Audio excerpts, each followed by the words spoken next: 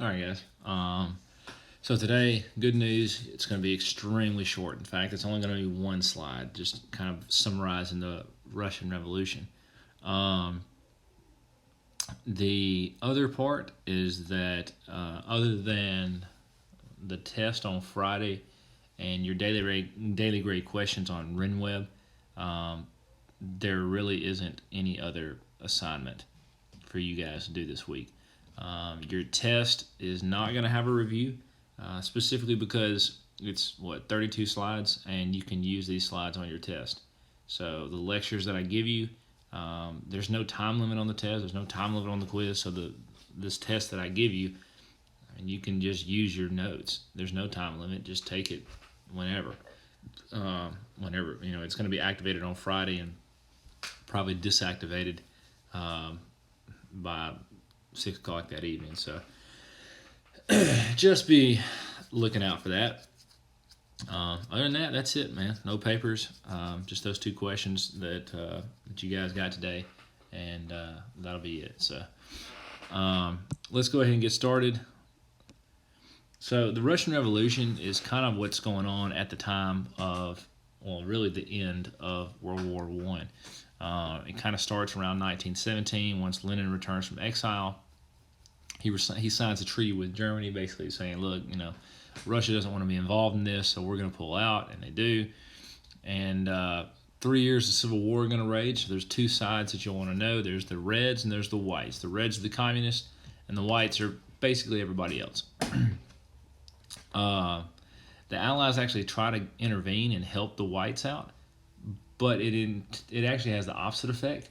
It actually raises, I guess, awareness. I wouldn't say awareness, but it actually helps the communists. More people join communists because they don't really care for these foreign invaders. And the communists, as we see with the Soviet Union, even in the later years after World War I and World War II, they used terror to control their population. The Cheka, which were the secret police, they would execute citizens even if they were suspected of trying to rise up against the revolution.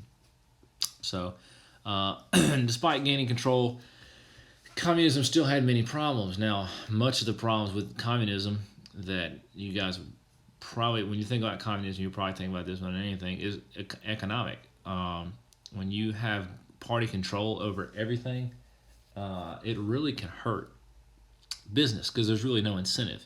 And that's kind of what had happened. The factories and mines output had really fallen off. Peasants had stopped producing grains because the government was going to seize it. So what's the point in me actually working hard? And to combat this, as the economy started to falter, Lenin starts bringing in capitalistic methods. And he lets small businesses kind of run their own thing and work for profit. But he still controls the banks and factories and things like that. Now, when Lenin dies in 1924, Stalin takes over. It was actually a campaign between Stalin and Trotsky, but Trotsky loses as Stalin kind of maneuvers himself around in the party and isolates Trotsky and eliminates his power. But with Stalin coming to power, Lenin was actually worried about that. In fact, he actually said when it came to Stalin, Comrade Stalin has concentrated enormous power in his hands, and I'm not sure that he always knows how to use that power with sufficient caution. And Lenin's warnings would actually be proved true in the years that followed, as Stalin he's a pretty ruthless guy, and he's responsible for killing over 10 million of his own people.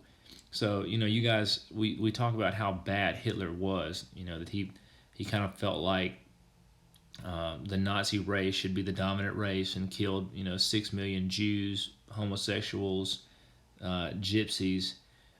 But Stalin killed 10 million. I mean, 10 million of his own freaking people. And not to mention Trotsky, who is his political opponent. He actually had him hunted down and killed in Mexico in 1940. So, yeah, Stalin's kind of a jerk. But when it comes to, you would think, why don't we let somebody like that run around? Well, it's kind of like, why don't we let somebody in North Korea, though as crazy as that guy is, run around? But He does help us out in World War II. With if he wasn't in the war, it would have been a lot harder to deal with Germany. Impossible, no, but it would have been a lot more difficult. So, um, you know, he does help us on that front. But he is a ruthless, murdering son of a gun.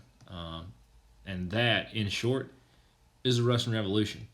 And I think in our next sessions after the test on Friday, we'll start moving into World War II, and that's to me is my favorite part. So, with that, guys, we're done. That's it. 5 minutes and 47 seconds. So, you guys have a good one, and